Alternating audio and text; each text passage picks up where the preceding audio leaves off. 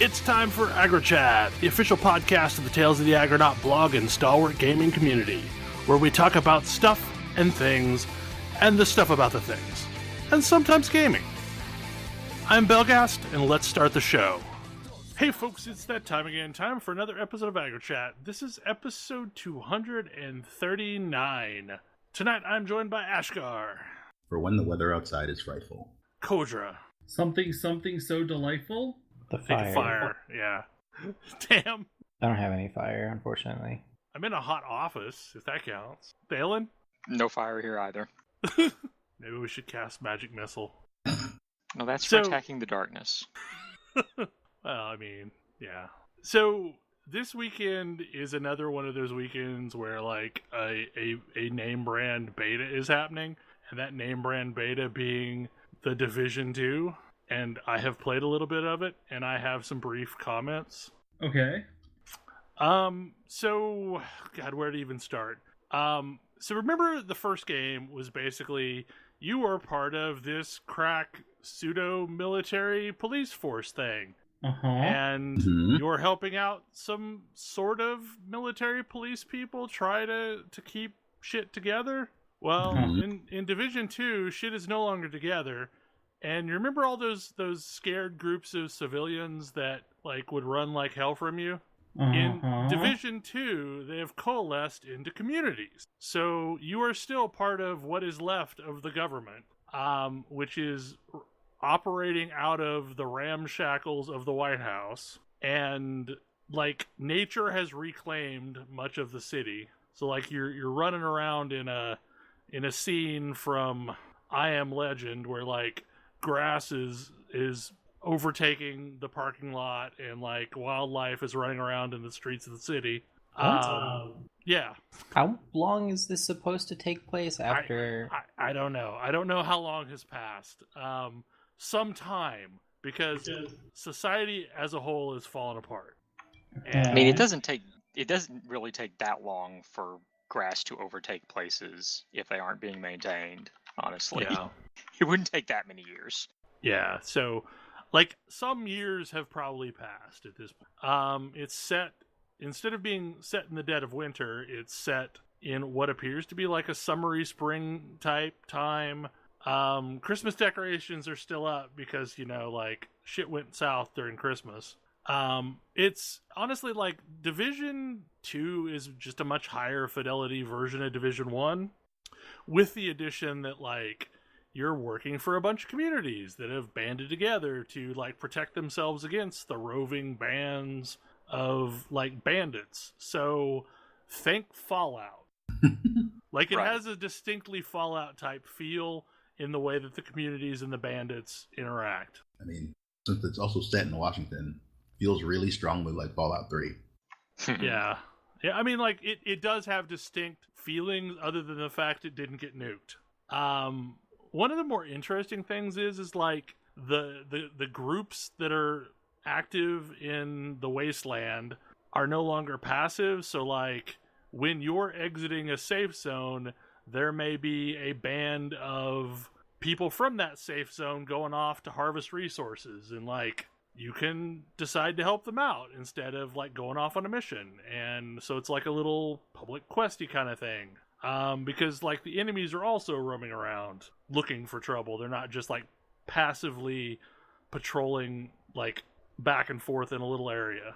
They also like actually hold control points on the map, which is kind of interesting. But the long takeaway for me is like I am realizing that Division just isn't a kind of game that I'm all that interested in. Like I think they're doing a lot of cool things to mix it up and maybe make it feel less oppressive than the previous one did. But it's also like a really brutal cover shooter, and I don't like playing cover shooters that much. And Ash brought up that I like Mass Effect, but I don't play Mass Effect like a cover shooter. Mass Effect 2 and 3 are sort of intended to be like cover shooters. Yeah, I don't play like that at all. Like, no. But you don't have to, because like Vanguards exist, and Sentinels exist, And even the baseline soldier is tough enough to just sort of walk up sometimes. Right, exactly. And this game actively punishes you for not being behind cover all the time. So, in the game's narrative, are you still part of the Division? Yes. Why does that concept even exist still? Well, largely, so Division isn't an organization per se that's really active. Like, there are still Division agents that are roaming around, but a lot of them have died off, and you're kind of like the Warrior of Light from Final Fantasy XIV. You're just this really powerful person that regularly helps out these communities. Like you're just better than most of the survivors. I feel like this framing device makes even less sense than the normal Fallout device of, well, you're you're from a vault. That's why you're unaffiliated with all of these entrenched like entities. Like that's what it's like.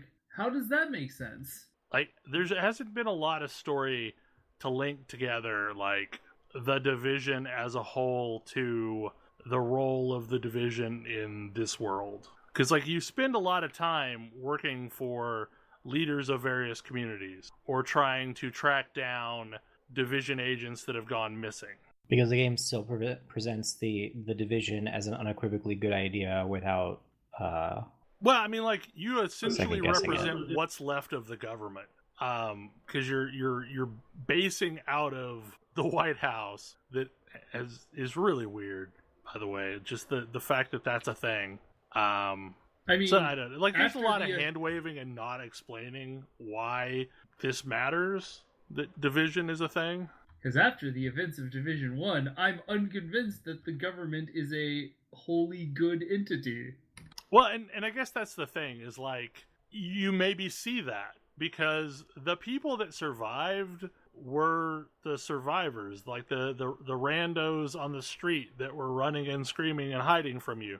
Like, they decided to band together and build fortified communities that actually do a better job of being a fortified community than one of the Division bases. So, in some ways, I don't know, like, I don't think any of you have watched much of modern Walking Dead, but, like, it reminds me a lot of the communities in Walking Dead, to where they're, like, largely self-sufficient communities, and as a agent, you're kind of a hired gun, for lack of a better term.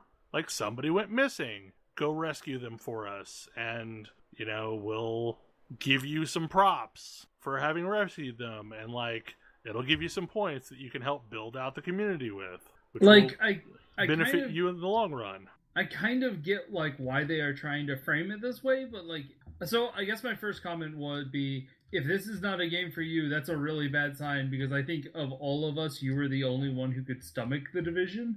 Right, I was the one who played the most of it. Like, I actually got to the level cap. My problem with Division, so, like, my issues with Division 2 have nothing to do with the narrative and the story and any of that. Because, like, I'm fine with hand-waving that all away.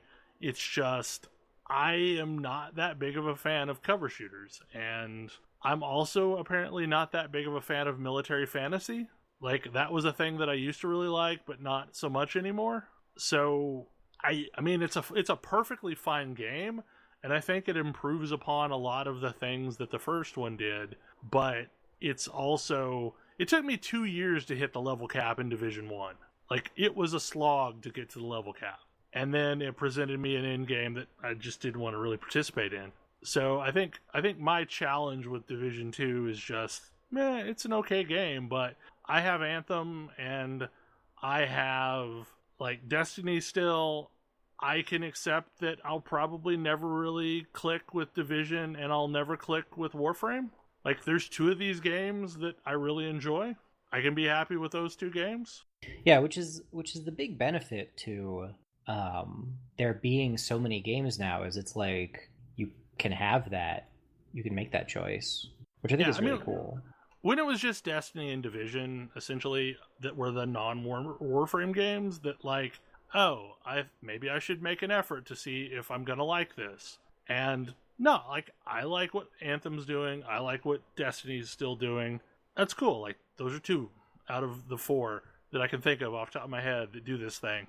Yeah, I mean, it's kind of like old MMOs back when those were super common. Yeah, there was enough Where, like, variety that you could not play this one because you still had plenty to play. Yeah. But at the same time, like, DAOC was released, like, I think every single EverQuest player played at least a little DAOC. Oh yeah, because you had to. I mean, or you were stuck because there weren't that many options. Right. I think it's good that there are options now. And it made me realize this week that I really desperately want a fantasy looter shooter. Like, I realize that's not a thing, but, like, bear with the analogy. Like, I want an MMO that has the same level of engagement that a Destiny does. I mean, I feel like MMOs were the natural evolution of JRPGs, and things like Warframe and Destiny and The Division and Anthem are the natural evolution of MMOs. Yeah. Right, but I want one of those with a fantasy setting. Right, exactly. Yeah. Like, that doesn't exist yet. Someone should nobody's build done that one thing. yet. Like, there's some games that kind of do this thing, but not really. I mean, Skyforge tries. I mean, ESO is a more actiony, traditional MMO, but it's still an MMO. Skyforge tries really hard, but God, it's obtuse, and it's still very free to play. And Neverwinter's got the same problem, is it does a decent job of this thing, but it's also super free to play. And what I mean by that is, like, it has an incomprehensible number of different currencies and a bunch of random items that end up in your inventory that you can't exactly suss at first glance if this is a thing that you should care about, or is this just vendor trash?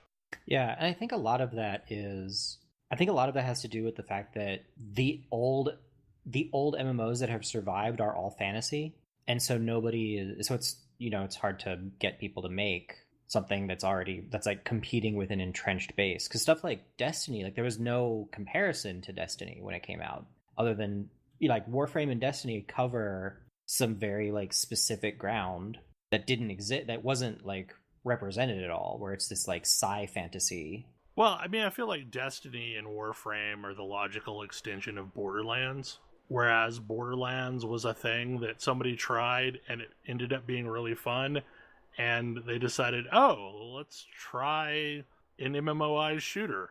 Yeah. Anyway, so, yeah, like, Division, it's okay. Like, if you really liked the first one, you'll probably like the second one. It's got a more interesting world. It's also got a super busy world, and my eyes are the olds, and I have trouble picking out areas of motion in a very busy, dense world. You're still clicking on tiny heads in the extreme distance, which is a thing. Anyway, so I'd be curious, like, if any of our listeners are super into it, you can respond to one of the things where this is posted and let us know. The other thing that, like, the other one of my short topics is about Assassin's Creed Origins, and I have reached what is the end of that game, and I've not played all the way through it, but, like, so it does two things that really annoy me. One, it keeps putting me in naval battles without my character involved in them, which is kind of annoying. Yeah. So I am convinced that Assassin's Creed Origin started out as being a game where you could play Bayek or Aya, because they're functionally the same character. Like, there is Bayek the guy and Aya the gal, and they're both Magi, which are like these ancient Egyptian cops, and Okay. and they're married, and they have a kid, and, like, something happens to the kid, and that's the catalyst for moving the story forward from the very beginning. I am convinced that originally, when this game was spec'd, it was supposed to be, you choose which one you want to play, and then you go through the game. And at some point, they decided, oh, we don't want to animate all of these outfits for two different frames. Like, I think that's literally what happened, because what ends up happening is every so often you're forced to play the other character. So, like, your main character is Bayek, and you will go through a sequence where you're forced to play Aya, which is not a problem other than the fact that you have no control over anything about Aya. Like, you're stuck with starter weapons and starter gear and no talents and basically level 1 stuff. And you keep having to play a character that's stuck with level 1 stuff. That sounds dreadful. Which is annoying because, like, so much of this game is about customizing your character. Like, you have a wide variety of weapons that you can use. And, like, even individual weapons, like, it has an MMO-style drop system where, like, there are special affixes on weapons that do different things. So, like, you can super customize your build. And then every so often, that stuff gets thrown away because you're going to have to play this character that's stuck in level 1 land. That is such a weird choice. If that were not jarring enough, I have reached the end game. And spoiler warnings. I'm not going to go into, like, the details, but, like, this is a spoiler warning. I have reached a point where I have basically said goodbye to my character. And from what I can tell, the end of the game is going to be forced played with this level 1 character. Like, my character has gone away, and now I'm Aya. And I'm staring down the last few steps that go to the end of the game. And I did a little bit of brief reading, and yeah, no, that's what's happening. Like, I'm gonna have to play out the rest of the game as this character that I can't change anything about. This sounds like I'm annoyed by this on so many levels. Because, like, this sounds like a miserable play experience, but it's also a really good way to make you hate a female character for no reason. Yes, because, like, in the grand scheme of things, I like Aya just fine. It was a really cool character. But every time I have to play as her, I'm losing everything that was cool about my character. That's so weird. I can't even swap what type of weapon she uses. Like, you're stuck with the one of 4 different types of weapons, actually more than 4. Like, she's stuck on this one kind of weapon, and she's stuck with only one kind of bow, when there's like 5 different kinds of bows in the game that all perform vastly different. So yeah, like, it was a great experience up until that point. And all I can think is that originally they were planning on having this be a parallel decision path.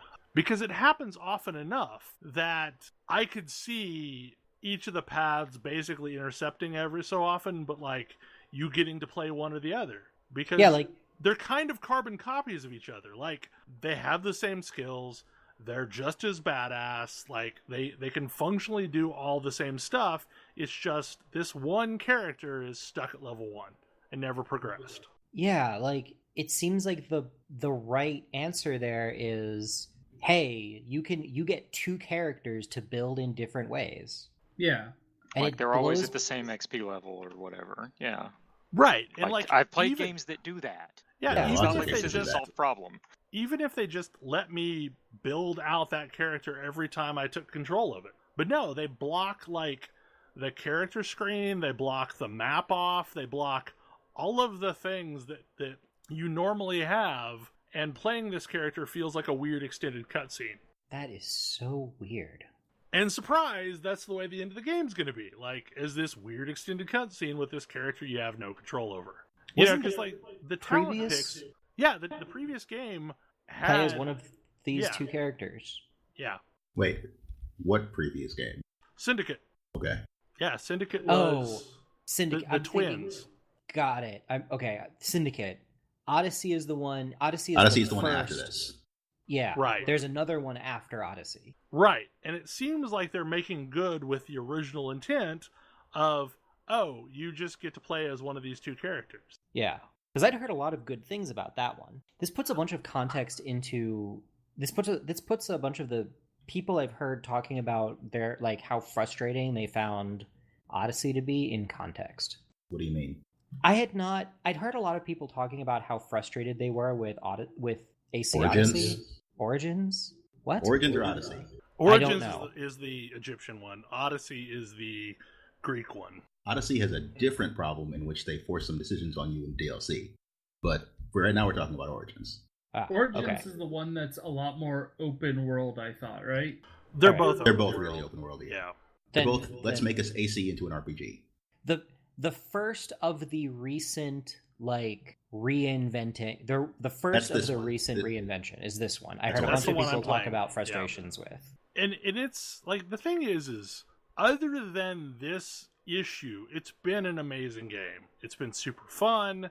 Like the quest content is really good. Like there's actual emotional quest content that you experience that makes you care about these settings as you basically move your way across ancient Egypt. And it's in this interesting time where like the last remnants of the Egyptian Empire are mingling with the Greek Empire, which is also in decline, and the Romans are coming in to basically like screw everything up. So like it's got so many cool things going for it other than this thing.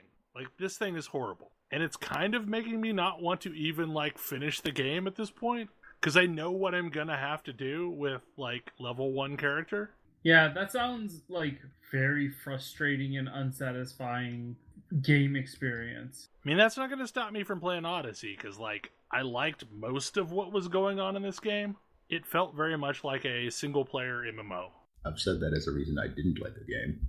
It is not super story driven. Like there's a story and it moves you around the map, but like it's a lot of side quests, an awful lot of side quests. But the side quests are what are actually charming. Go find all of the bits, very Assassin's Creed Ubisoft dev style. So there's some of that, but like there was a quest that I did earlier today where like this kid happened to see me jump off of something, and then he goads me into like going around the town and jumping off of other things.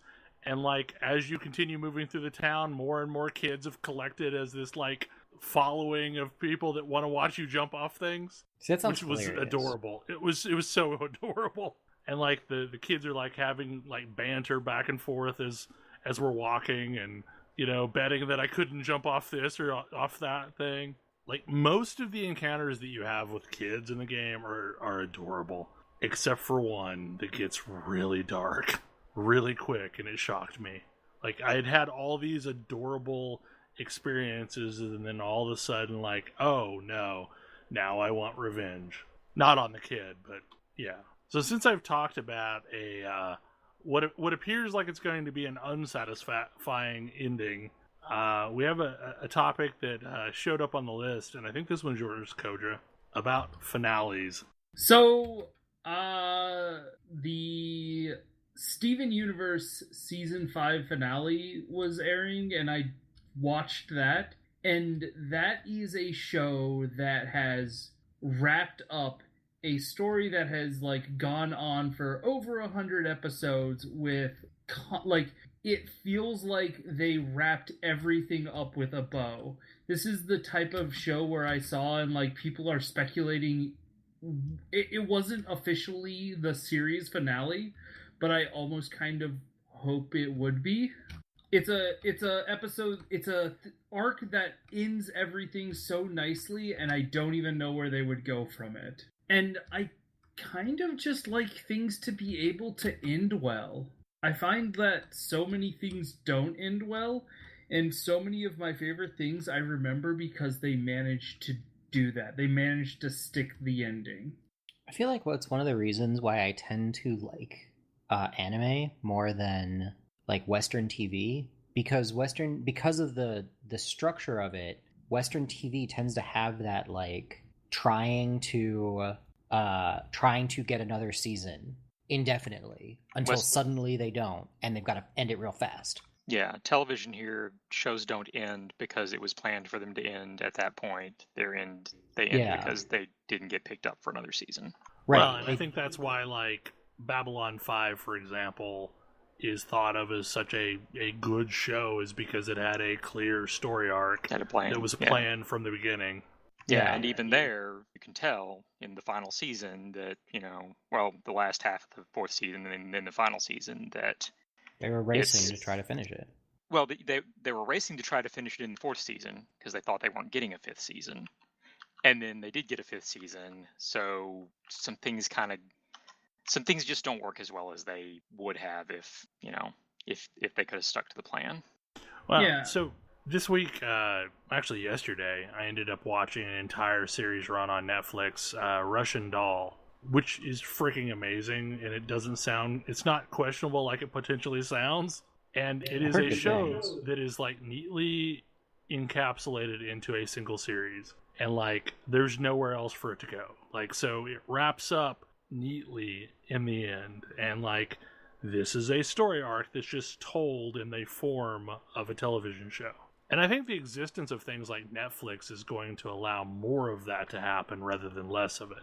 There's a sort of interesting thing. I had a conversation about Mass Effect, specifically the ending of Mass 3, with a friend of mine who doesn't really play video games, like basically at all, but finished Mass 3 and was like, that was one of the coolest, most thought-provoking endings I've seen like ever. And I was like, oh, did you download the patch? She's like, oh, I didn't realize there was a patch. Downloaded the patch, played it with the like extended ending, and was like, why did they ruin it? Oh man. And I was it was fascinating to hear this, because I've like, I couldn't imagine, like, this take was not something I'd ever heard.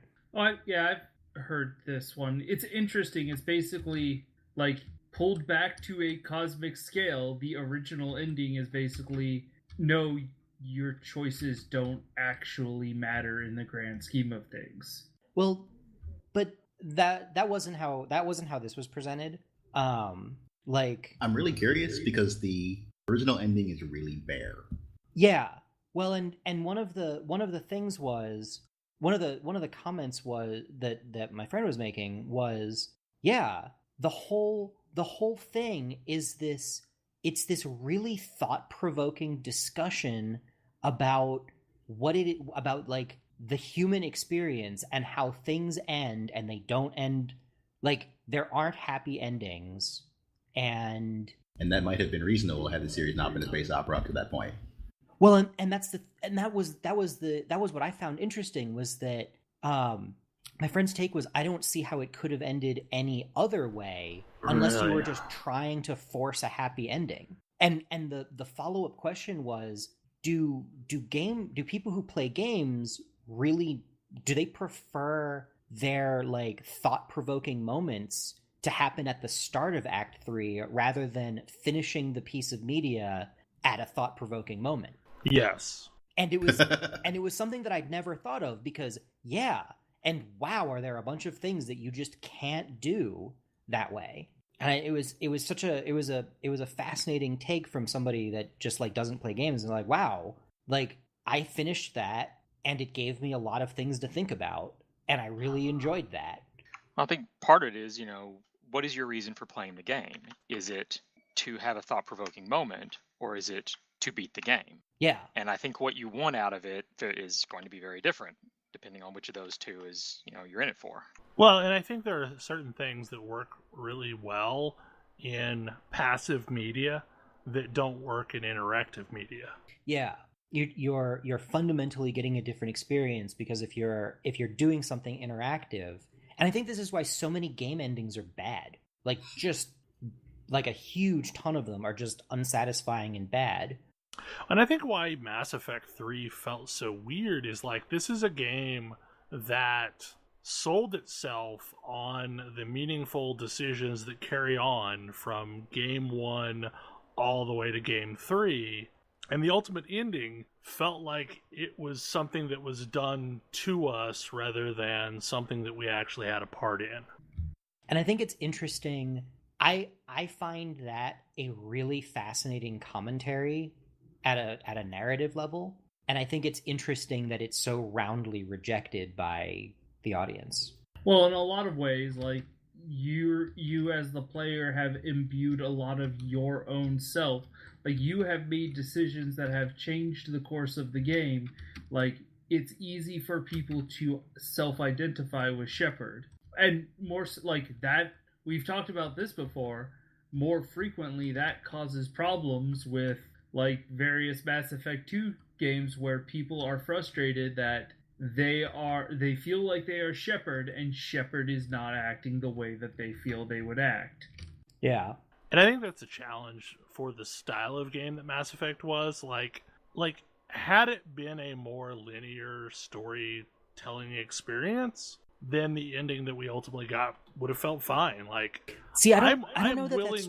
I mean, I'm willing to accept like a more flat, this is how it ended type ending in a game that doesn't give me a lot of choices. See, I'm not sure that's true. And BioShock is my counterpoint.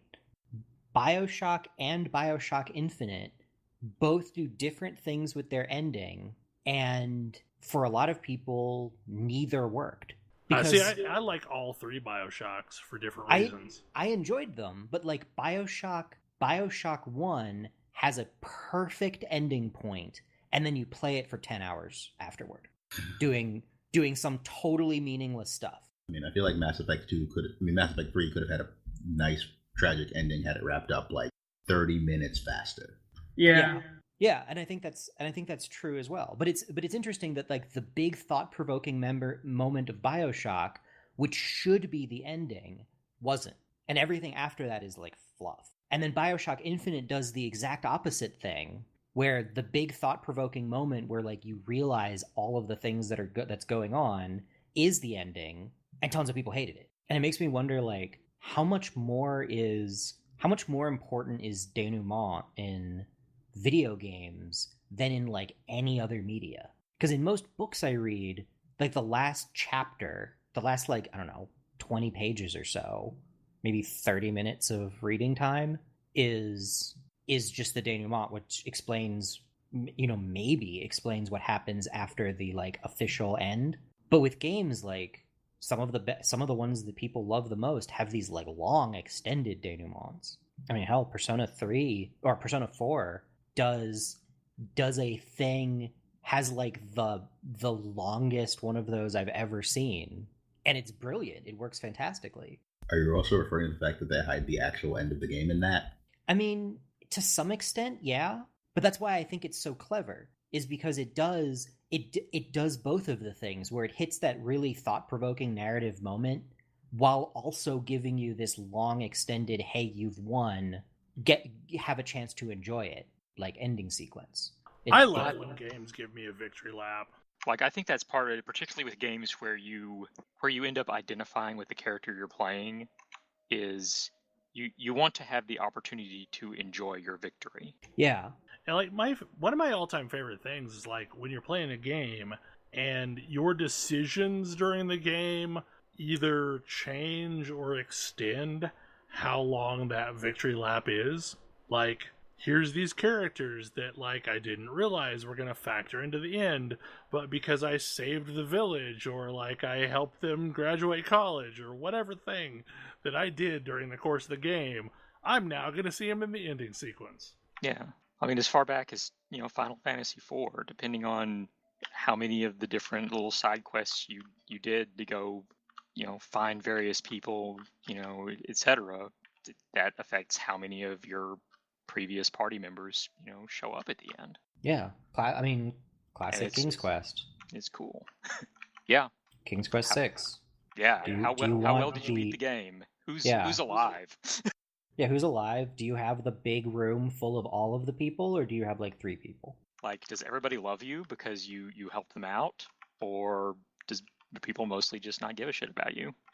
I really like that sequence at the end of Undertale, where you are allowed to go back and talk to literally every NPC in the game after you've won. I mean, Final Fantasy V feels real bad if you don't save everyone. It's true.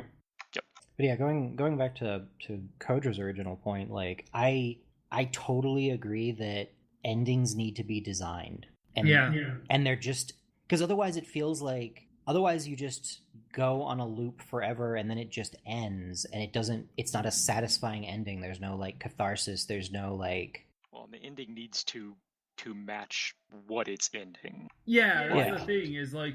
Like, does it need to wrap absolutely everything up and tie it all up with a bow? Does it need to leave things open to a degree? Like, both of those types of endings can be good, but it needs to match what led into it. And so, specifically with Steven Universe, boy, do they have some reveals that feel like they are both very shocking, surprising, but also in keeping with the themes and stories of this entire show. Like, it's probably my new favorite ending.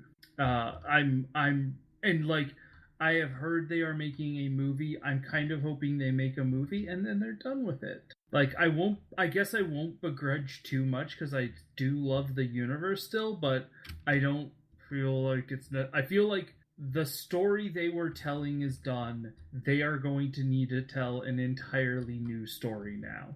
But I think that's a reasonable ask, though, because, like, it's the whole Avatar thing. Like, I mean, Avatar was a thoroughly wonderful experience, but so was Legend of Korra. Like, and they're connected, and they told different tales, but man, did Korra feel extra good if you watched Avatar. I do. All I can think of is Mass Effect Andromeda. Mass Effect Andromeda felt really good if you played through all 3 games. Because, man, there's some stuff in there that I always wanted to talk about, but none of you ever beat it, so... And I'd have to play through it again to, like, remember it all. But yeah, like, there's definitely some Easter eggs for the folks that played the original trilogy. And it makes me super sad that we're never getting more games in that universe, because I love that game. I do think anime does actually stumble in a lot of endings, because one of my frustrations is they tell like a single chapter of a manga, and then like if I want to learn more about this story or even see how it ends at all, it's time for me to go pick up the comics. I feel like a lot of anime endings are unsatisfying unless they are animes that are picked up for like the entire manga run. I was going to say, I feel like stuff that either was just developed directly as an anime or is based on something that's been completed is better at avoiding that. But when they're running simultaneously, you can run into that problem. Yeah, well, I'm trying to think of examples. Well, Full Metal Alchemist is a good example, because the flow of the original series versus the Unlimited series that like follows the whole sequence of events that have happened after the bit that was actually licensed for the anime, like there's differences in flow. And honestly, Trigun is kind of the same way, even though I don't think that there was ever a second anime, but like there's definitely a second manga that continues on after the original events of the first. That's true of a lot of anime, though, is that they tell a story, but they only tell, like, oftentimes anime gets picked up to, like, try something, and it's only designed to be a single season, even though it would need more than one season to tell the manga's whole story. Mm-hmm. And then there are series that really should have ended a long time ago. A lot of the Shonen Jump ones are that way. I mean, at least a lot of those, though, are trying to tell a full story. Mm-hmm. Yeah, one of them did actually end and then picked up with a new series about the sun. Yeah, true. Allegedly, Fairy Tail is ending this year. Allegedly. Honestly, I do feel like Naruto's one of the better ones in that it actually sticks mostly to the manga. Now, how good you think that story is up for debate. But with the exception of some filler episodes, they mostly stuck with it pretty well. But yeah, the other show I'm always think of when I think of both fantastic and kind of then immediately undercut endings is Teen Titans, which had probably like one of the best ending episodes ever that like really hits on the themes of the story that they had been telling, and then kind of undercuts it by leaving like doing an entire next episode which is just ending things on this weird cliffhanger. Has anyone watched any of the live action Titans show? I have not. It's on DC's own streaming service, and like I can only I mean invest in so many. There are ways around that. Yeah, I suppose. But no, I haven't. I've gotten the impression that it's better than I had feared. Okay. I'm having a lot of trouble with every image that I've seen of Beast Boy. I was real worried by the apparent need to, have a lot of cursing, and like it just looked like it was going to be another dark, depressing DC thing, but it sounds like maybe it's actually pretty true to the feel of the new Teen Titans. So That's good. maybe it is something I'm going to need to watch. I mean, the Doom Patrol apparently showed up in it, and the Doom Patrol looks spot on. Awesome. Like that's the show that I'm more interested in is the Doom Patrol series that's starting up. Is the background still that Beast Boy was a member of them? Yes, that's why they showed up in Titans. Interesting. Because it was like Beast Boy's old family shows up, and it's Robot Man and Elastigirl. Is Minto still awful? No Minto. Minto apparently isn't involved. I assume the Chief is still awful because that's his entire point, is to be just a terrible, terrible person. But it's Robot Man, Elastigirl, Crazy Jane, Negative Man, and Cyborg. It seems like it's more based on Grant Morrison's and Gerard Way's takes on the Doom Patrol. Because the bad guy that we've seen is Mr. Nobody, played by Alan Tudyk. Oh, I'll be honest.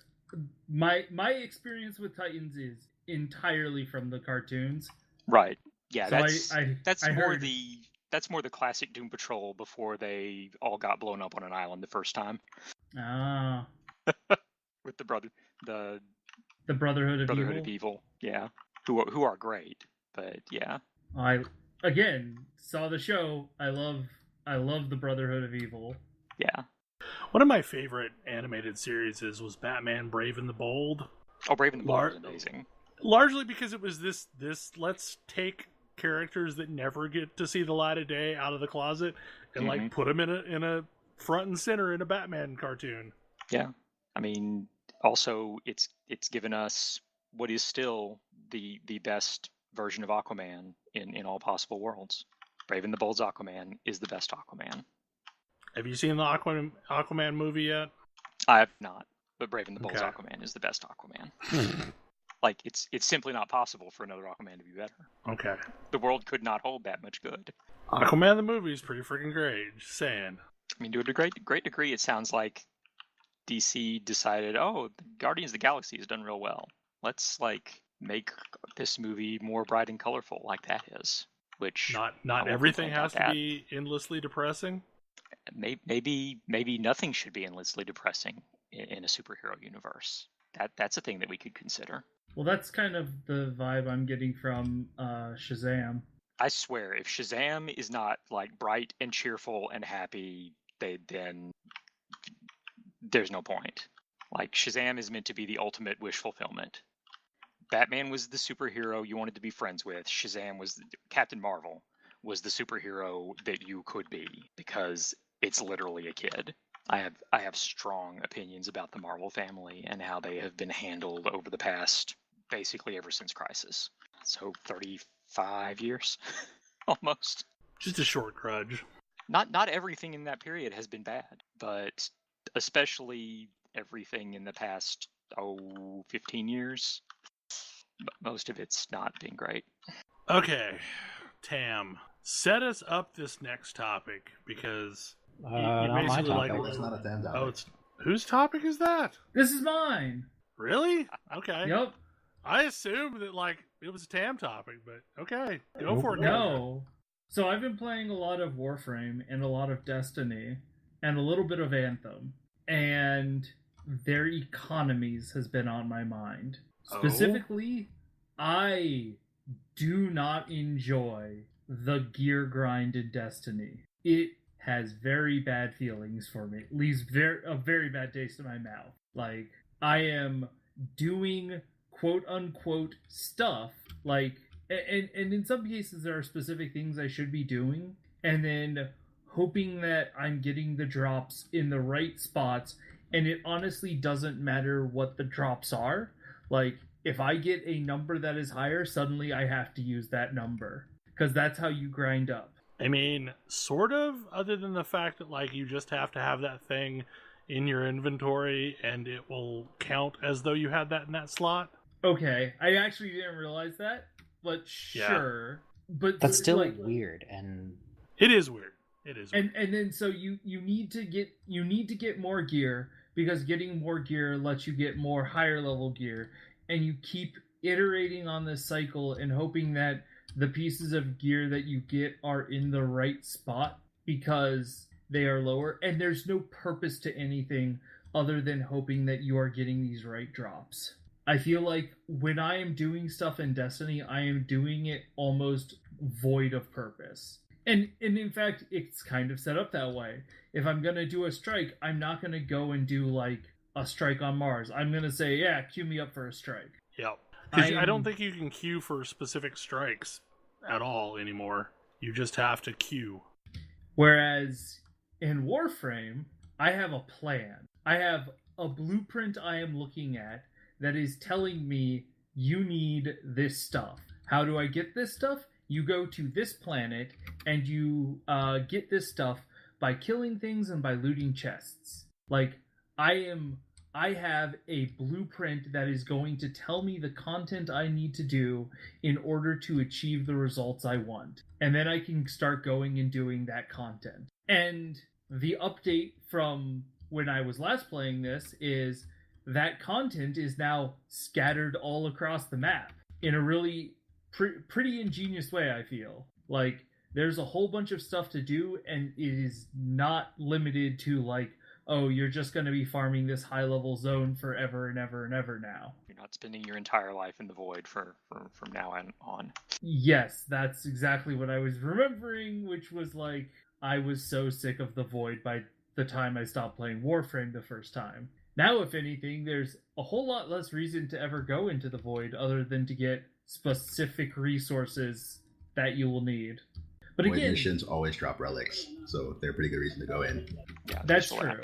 They are also the only place to reliably get Argon crystals. The only place to get Argon crystals. Yep. And this is like feeding back into it is like, I can speak to the missions I'm doing because I know I'm looking forward to doing these missions because I know the type of loot that I'm going to get out of them, and I need that loot to go build this item that I've got. Yeah, you are working at stages of forward motion, and like it's still fundamentally random drops, but like you feel like you have some control over it because you can say, I need neurodes. Let's go to the place where the neurodes live. The random drops are happening at a much more frequent pace. Like, I am rolling the dice once per day on the powerful gear I get out of a strike. And if that roll is bad for that day, whoops, guess I don't get any progress today. Whereas I go into a mission and every single enemy I kill represents a random chance for me to get the loot I need. And I'm going to kill a lot of them. So it's smoothed out in that way. Like, there is variance there. Like, yes, yeah, it's not as binary. There are still a few things that are not smoothed out. Oh, yeah. Some of which are significantly not smoothed out. But you aren't limited in the number of attempts you can make per day, right? That's correct for the most part.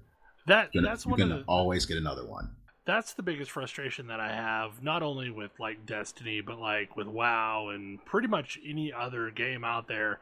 Like, you're gated in the number of attempts you can make during a day, not just like you can only get one useful thing at the end. Yeah, and it's really frustrating to me that Final Fantasy XIV has a system that avoids this, that is Lev Meets. And that's the only place where they use this system. Where you can build up tickets for the thing, and you can use them all up all at once, or you can use them over time and then just let them build up again. And that's great. Use that for other things, please. Yeah, I mean, like, honestly, I really like the crafting system in Warframe. I just wish it were attached to a game that I enjoyed. Because That's it really fair. it's a great way of going after items that you want. Like I think that's one of the genius aspects of Warframe. It's just the gameplay to get the things isn't that enjoyable to me. Yeah. I sort of have high hopes for Anthem in this respect.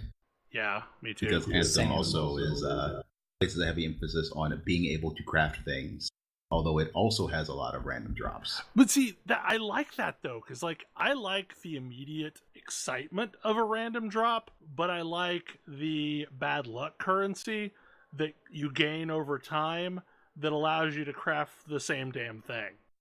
I mean, that's why I liked, Extreme Primals in Final Fantasy XIV is, sure, I never actually got an axe to drop off of any of the primals we fought. However, if I could convince us to do enough of them, I'm going to get my axe. Because, like, every time we killed it, it got a totem. Yep.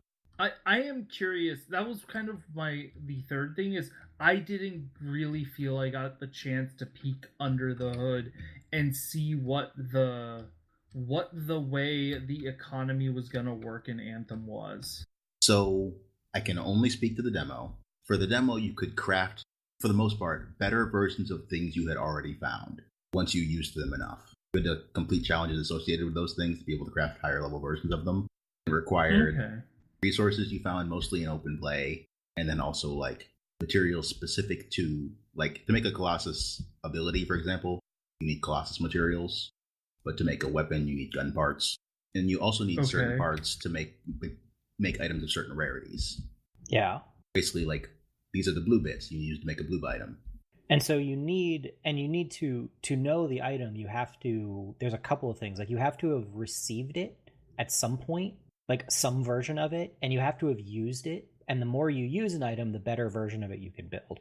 Yeah. Supposedly there are also going to be missions where you can gain blueprints for items that you've not actually seen yet. That's good, because I didn't get Firewall to drop on me during either demo weekend, so I never got it the whole time. Do we know if there's going to be a trading capability in the game? We do not know. Well, I don't think they've mentioned it. I would guess it's not there. Yeah, that's kind of where I was at. That's another thing that I sort of forgot from other MMOs that I really love in Warframe is the ability to trade basically anything with anyone else. Yeah. There are a ton of non-tradable things. It's mostly that only valuable things can be traded.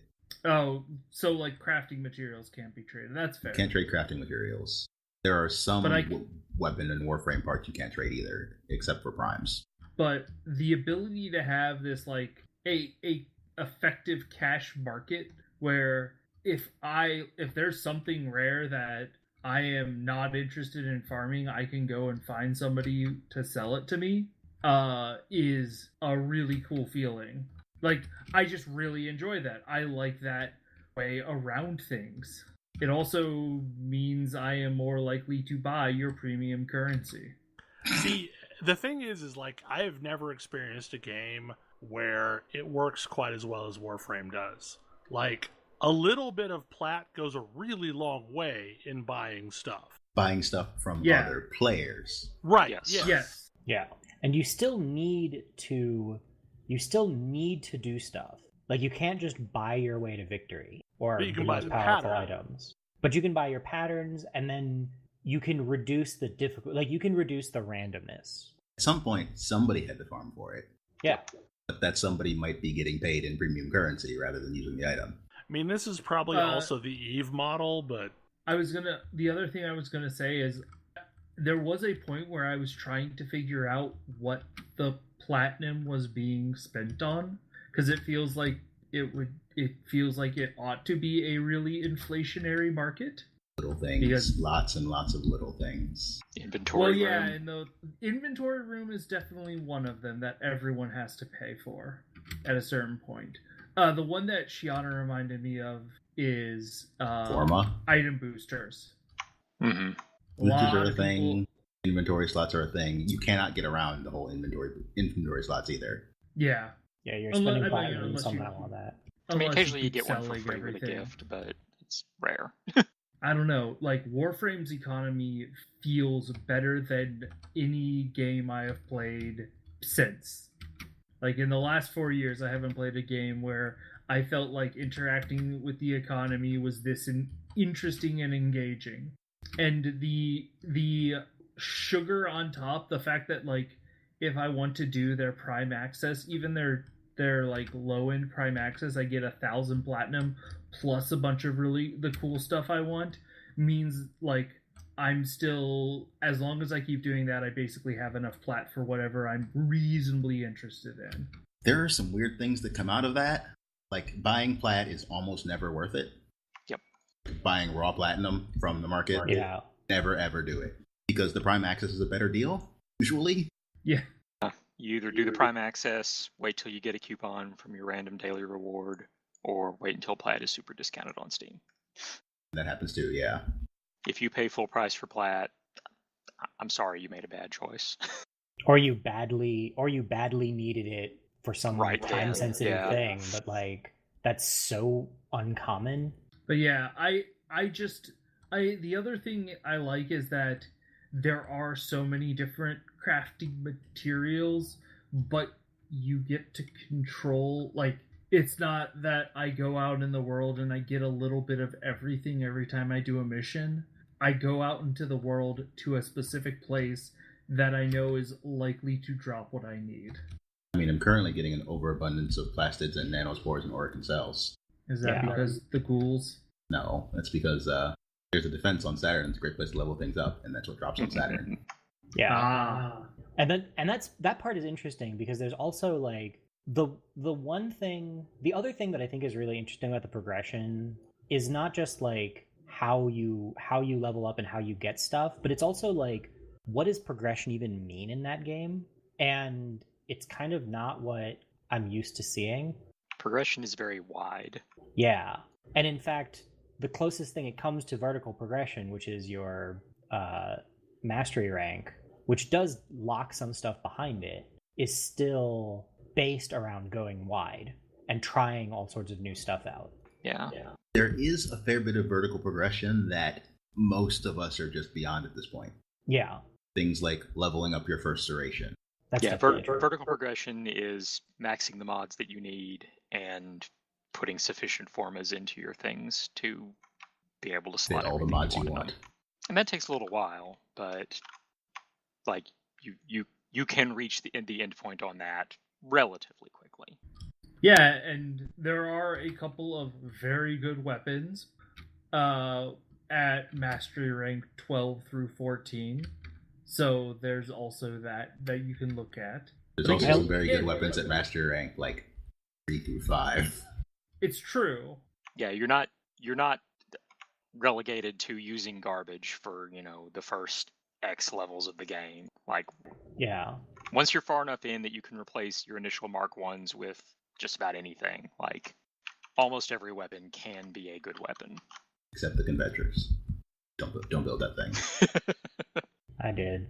I maxed it out.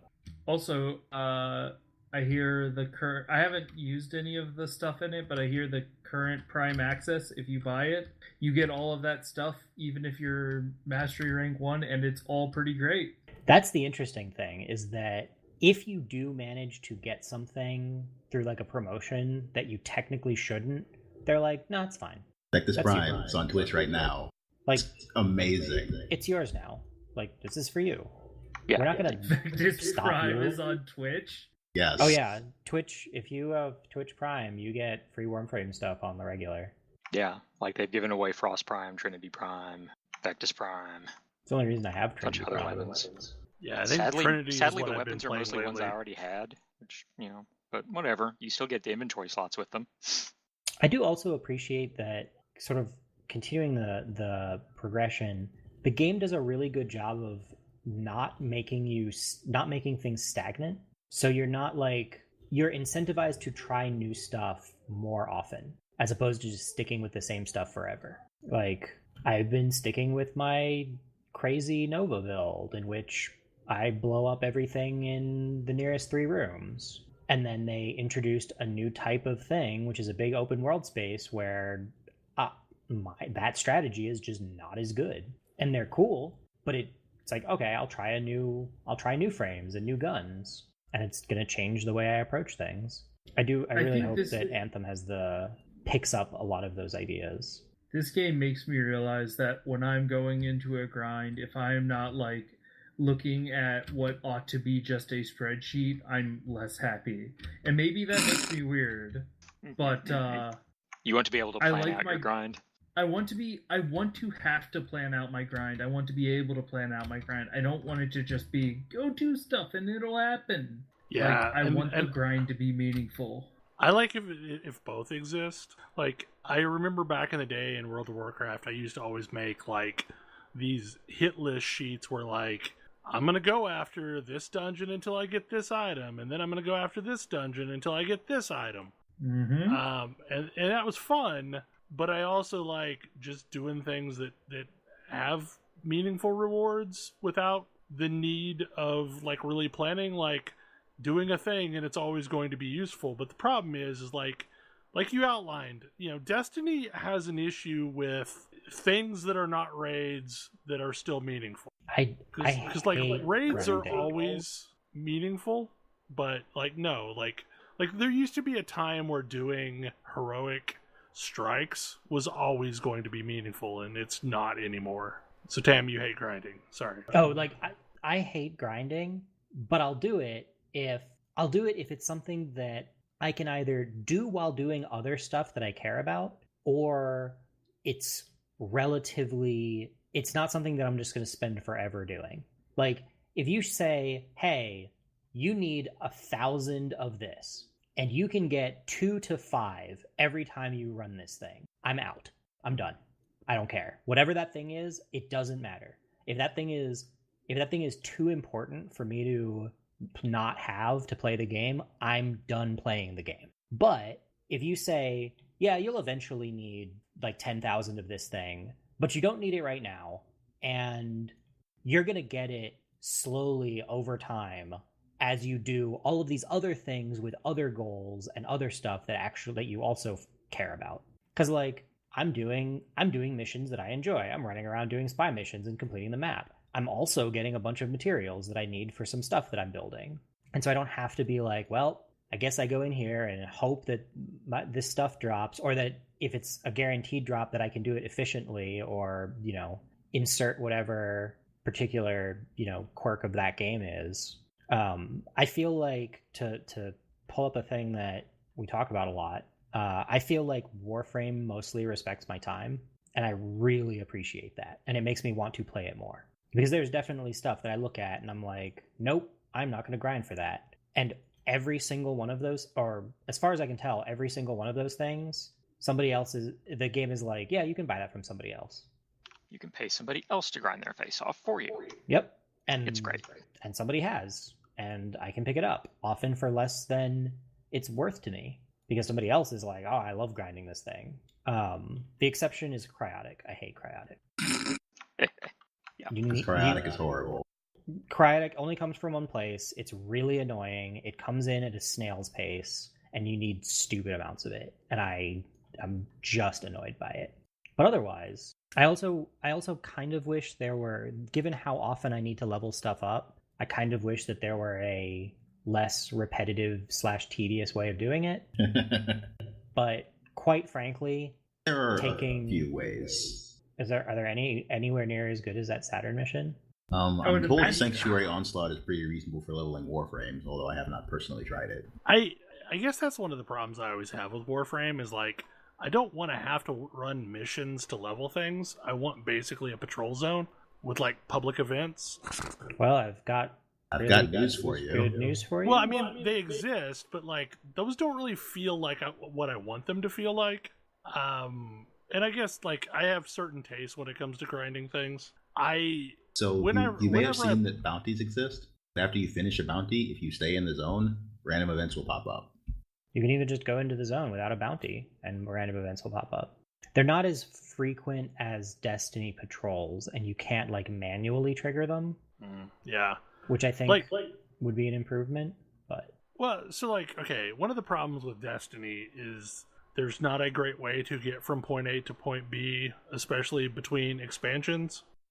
And what I do is I grind up to the new level cap before doing any of the quests.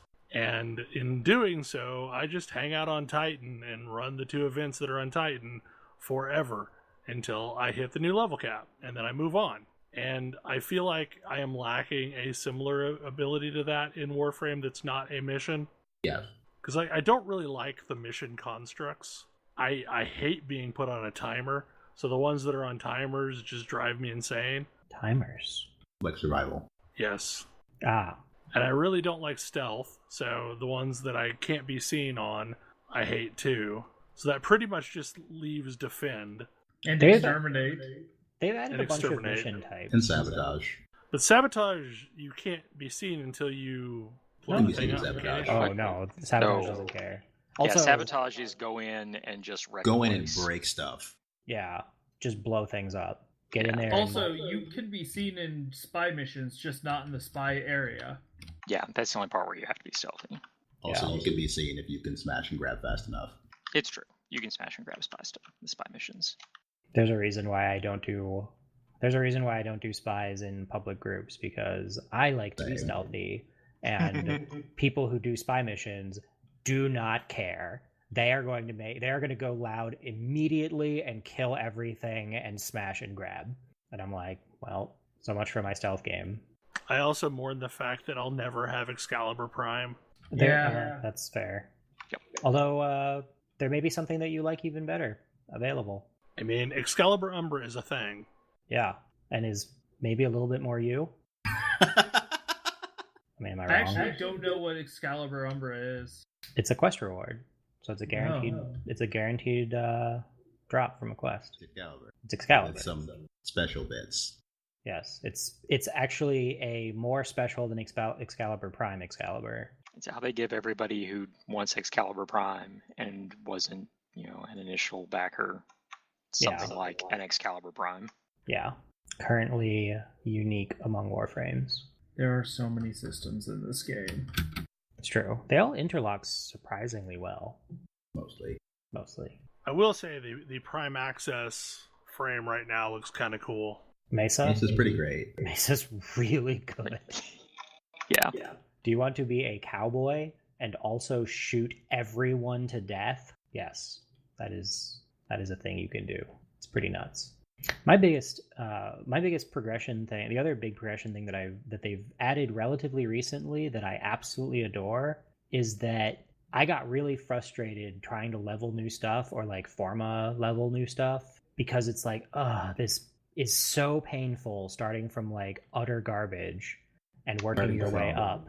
0 mods fit on this thing because it is unranked. Yeah.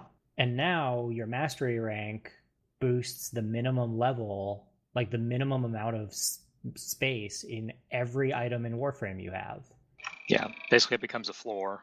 Yeah, and that On floor is your item continually levels. going up. I don't know what it caps at, what level it caps out at. Well, Currently, Mastery 26. caps at 26. Yeah. Why is There aren't that? enough items in the game to go past 26. So is each level just +1 to the floor? Yes. Yes. So- the floor is your mastery level. So there's So- a theoretical maximum of 30. Yeah. Yeah, one day when there are enough items in the game and mastery level 30 exists, then just all your stuff will be level 30 all the time. Then Shiana will be that. That's true. But like, But yeah, like I'm mastery rank 15 now, and all of my items start with way more capacity than, like, they start with enough capacity that I can jump into content that I find meaningful and interesting, and not like, wow, I'm shooting somebody with a pea shooter. You don't have to go back to Earth again to play the low level Yep. missions. you Yeah, I can go went to to that Saturn. one survival on Mercury so many times. Oh, it was Mhm. miserable. Because it was the lowest level survival in the game, and it was possible to get around with an unranked Warframe and an unranked weapon with no mods. Yep. And I hated doing it because it wasn't quick. Not It wasn't- fast, not rewarding. Yeah, it's not fast, it's not rewarding. Like, there's probably other defenses I could do other than like There are a lot of other defenses you could do. Yeah, like I'm not even sure that the Or particular mobile Saturn. defenses. Yeah, I'm not sure that the particular defense that Saturn is like special in any notable way other than everyone does it. I mean, Saturn drops Orkin cells, and that's really the reason why everybody does it. Yeah. So yeah, it's like Saturn drops you're Orkin leveling cells, and up. that room is pretty small. Yeah, it's like, The hey, you're points in its leveling favor. up. Yeah, you're leveling up, and you're collecting a fairly rare, valuable resource. Like, that's the kind of synergy I like. Yes. Also, you're getting relics. Yep. Which you can then go and burn to get items that you can then go and sell for ducats. Or to other players, depending. Or to other players, yes. Speaking of, it turns out I have half of a Rhino Prime sitting in my inventory. It's pretty fun. I think I might go get I'm trying to decide if I want a Platinum or a Rhino Prime. He's a pretty great frame. It was a pretty great frame. It's one of my favorite frames. Which, I mean, granted, isn't saying a lot, but it's one of the ones I'll play. I mean, he's pretty great. These are pretty great. Do you like tanking? I do. I mean, it's what I play when I decide I need credits. Why is that? There's the index, because this game didn't have enough systems and stuff you can do. There's like a thing. It's like a game. It's like arena type game mode. Yeah, it's like an arena type game mode. Is this PvP? No. It's Okay.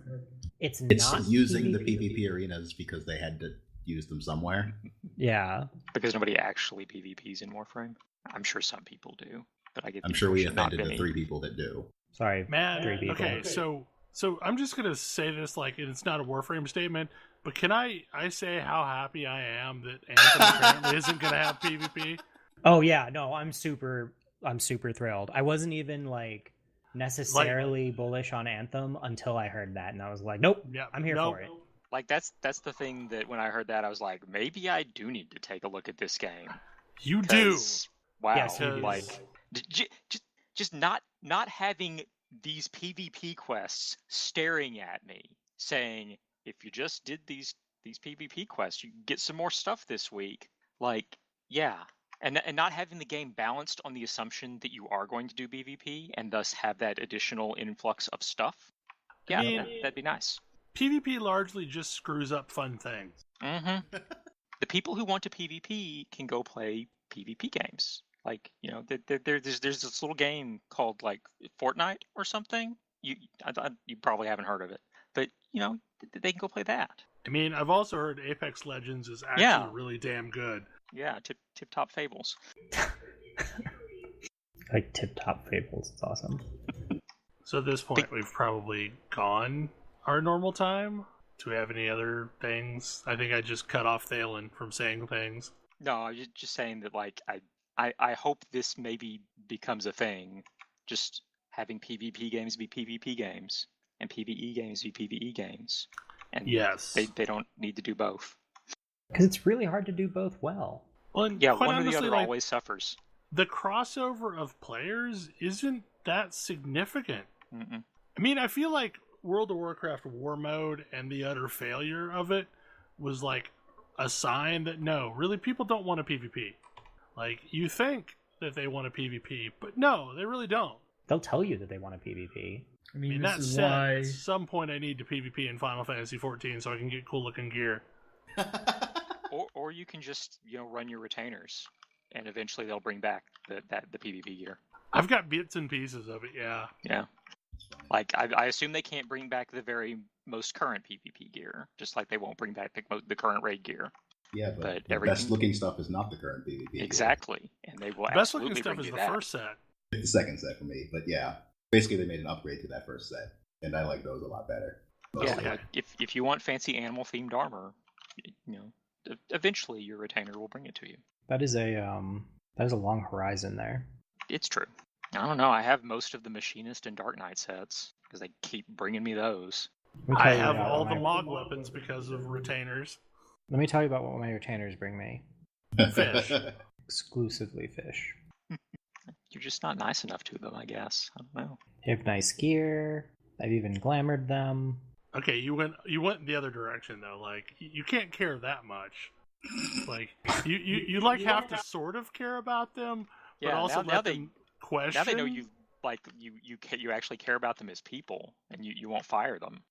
I mean, it's a delicate line. To be clear, I have actually PvP'd in FF14 because doing the daily a single time gets you a piece of that old gear. I mean, it's so cheap now. You have to basically like end every conversation with your retainers of good work, sleep well, most likely kill you in the morning. Yeah. And I don't even know if that's the quote, but it was something like that. Close enough that everybody knows what you were referring to.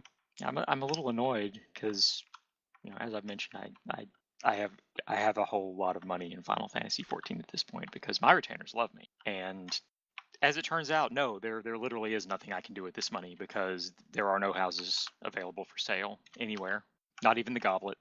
But wait, there'll be another land rush, Thalen.